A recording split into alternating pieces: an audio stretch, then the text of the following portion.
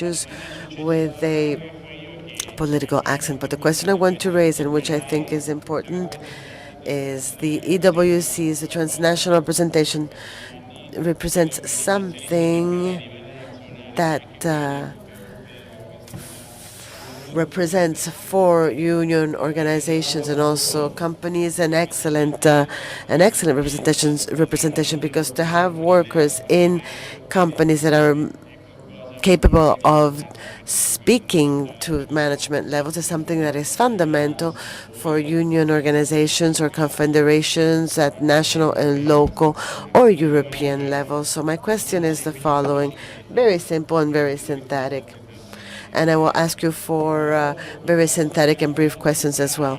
The role that the EWC and the transnational representations cover as a potential for the future development and strategic reinforcement in the perspective of European Union, this benefit that we may be able to have at this union representation to become a part of this approach, as was discussed in several interventions, of a build-up of a union, of European Union.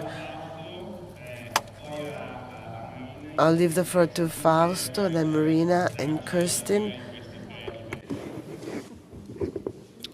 Io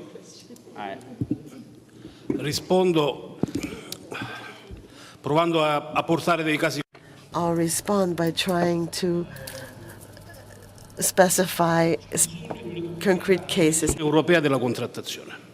Se noi non If we don't manage to establish quickly and in non-biblical times, that is, in brief times, a possibility to develop at some point some sort of progress of this union work, a possibility of negotiation that leads to a stipulation of binding agreements for workers and companies at a European level, well, I'm afraid that we'll never manage to follow with the same effectiveness and capacity of achieving results the speed of the company processes. So I'm thinking about the interest of the people who represent the union representatives, so the workers in factories, the stores, shopping centers, the large and small units. If we do not manage to speak at those levels, our capacity of offering results and defending the conditions of people will be lowered inevitably. Today, whether we like it or not, and I personally don't like it because I'd like a greater extent, the only tool we have at a European level is the WC. So I'm personally convinced that we must establish an effort to overcome certain delays, concerns, and slowness that are typical of those who fear, who are afraid to give up some sovereignty in order to do a European bargaining. The national unions must turn over to the European level part of their power. This is a difficult and painful activity, but I think there's no alternative to this if we want to be effective at that level. And to speak of the importance of a European level, well, I'm talking about a level that personally involved me. Before living this experience, I often say this, before living this confederate experience, I worked for many years in the union of CGIL as far as policies, when the FEM, the European Federation of Metal Mechanics, was active, and today it is part of the Industrial that united the chemical, textile, metal mechanical workers, and we had the habit to name in our secretarial office a European coordinator for each EWC. I served as a protagonist in these agreements between the EWC in companies that represent, from this standpoint, Alpha and Omega. Why am I saying this? Because within an EWC, a European organization with a transnational representation can function well or bad if some conditions are met, and these are very simple. Those who participate to this activity, I'm referring to workers and companies, must either believe or not. If they are believers, so if they also invest their energies, resources, and capabilities, and do not consider this as a secondary activity or an activity that was imposed by European directive that we can do without, but if they invest and if this works, that EWC will provide results also from a standpoint of the negotiation capacity of the union at a national level. I served as the European coordinator of the EWC of IBM. IBM is a company that within its statutes in the United States of America indicates that it is a no-union company, meaning that IBM, if it can, will implement all legitimate and sometimes not that legitimate legislation to prevent a union affiliation. It's in their statutes. So it is evident that when we forced IBM to establish an EWC, we had the minimum the minimum help by IBM, one meeting per year, the lesser possible number of involvement, also of the companies connected to IBM, an activity that only limited itself to respecting the minimal standards.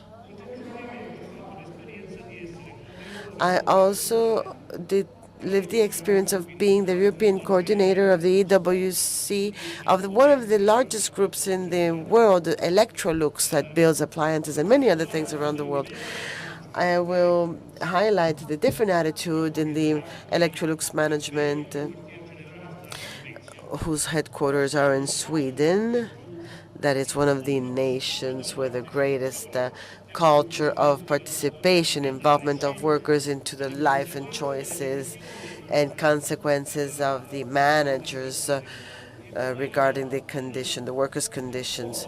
We had an institutional agreement at the WC that was touched up and reviewed based on the concrete experience that allowed 2 ordinary meetings per year, in addition to 2 more available in the event they were necessary, a committee, the same management committee of the EWC that could meet 4 to 6 times per year, the possibility for the European coordinator of the EWC to visit without prior notice and at the expenses of the company all the productive units of Electrolux throughout Europe, and to hold in these production units assemblies with the workers, assemblies with all the employees, and to have a permanent contact with the management with respect to information about choices, location of production, budget of the company for each individual production unit, which objectively placed that European coordinator of the EWC in the conditions of being a privileged contact person and to perform an actual function in coordination and to serve as a consultant in his participation with the company. What I mean to say is that when the EWC works well, it is an extraordinary tool that is available to construct a European dimension of this union, overcoming a domestic reasoning, logic, overcoming this issue of considering our problems only on a domestic level. So we reach a European level of sharing and solidarity, which we need, especially in times of crisis, and as well as participation to the management of issues that concern us, and this allows us to reinforce the challenge of this force of processes.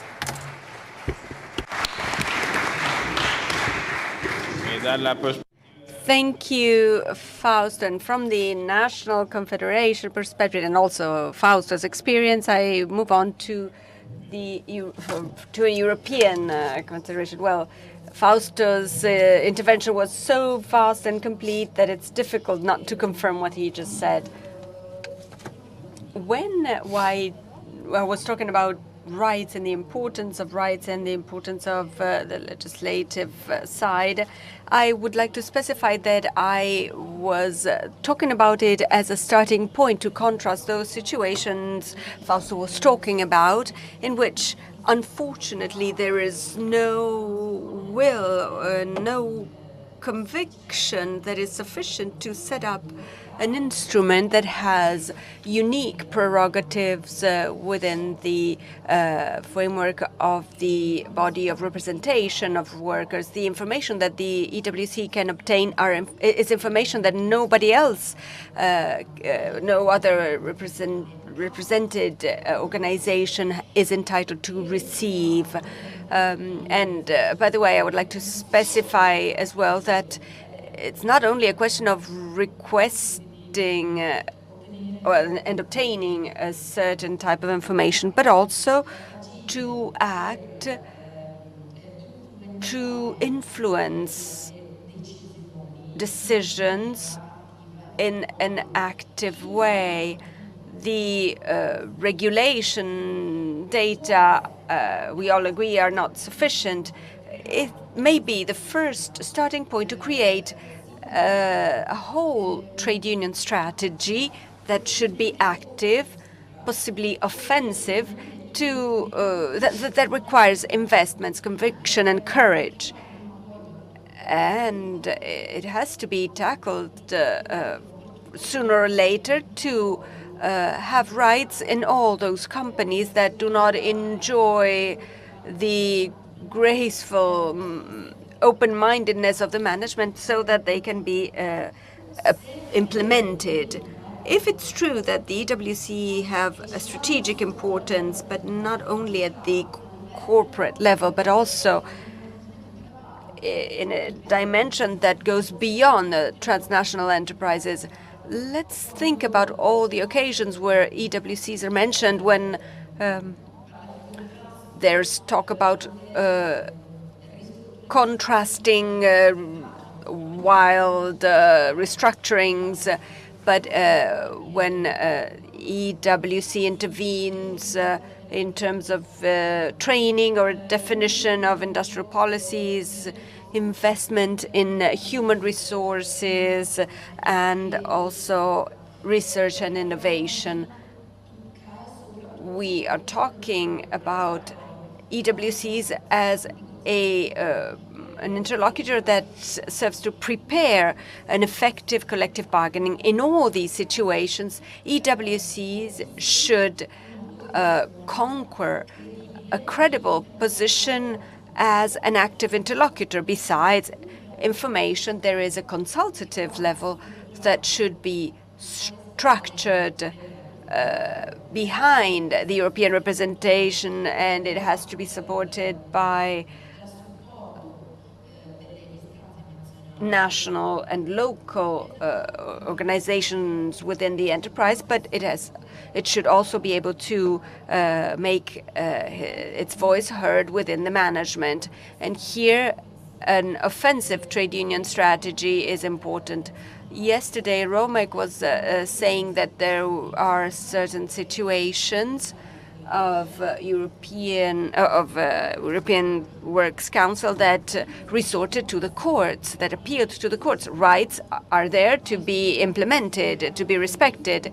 There are weak instruments that might not be as incisive, but we should be able to use them. When there is talk about impact of EWCs on wide-ranging strategies, there is also talk about consultations that actually envisage an exchange with the counterpart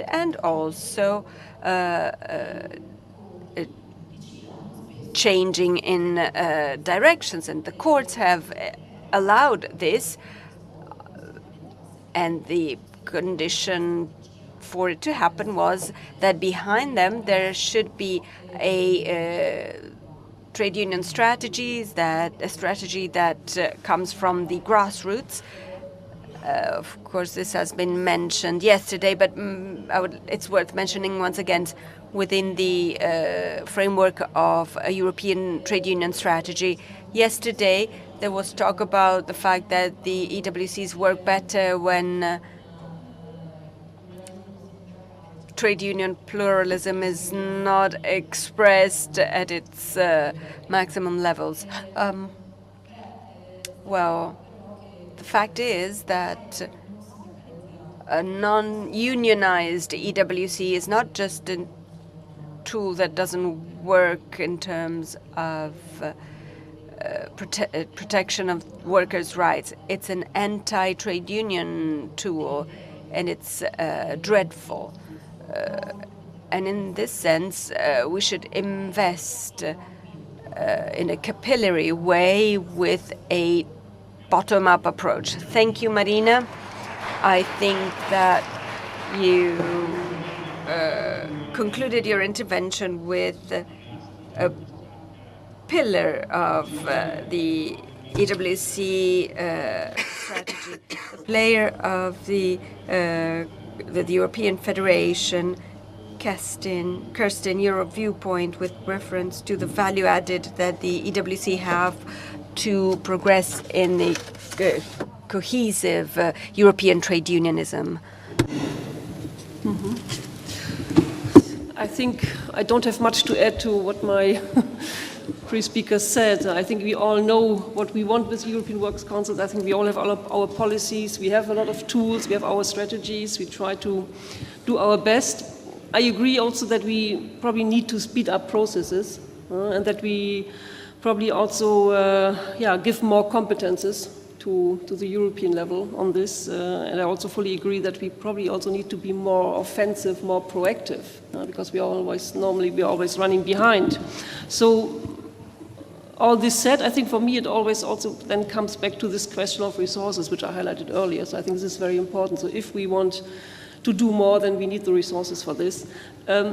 I actually would have liked much more here to have some more questions and contributions from the audience, because I think also out there are a lot of colleagues who have a lot of experience, a lot of things to say, I suppose. So I hope that we will, in this conference, also have at least one slot where we also have some more contributions from the floor. Thank you. Okay, thank you very much. Thank you very much to all the speakers. I think we had a very good panel on the item we wanted to face. Dunque vi ringrazio tutti. I would like to thank you all for your contributions. The contributions were from different levels of a single system. Have a nice coffee break, and then I wish the proceedings every success.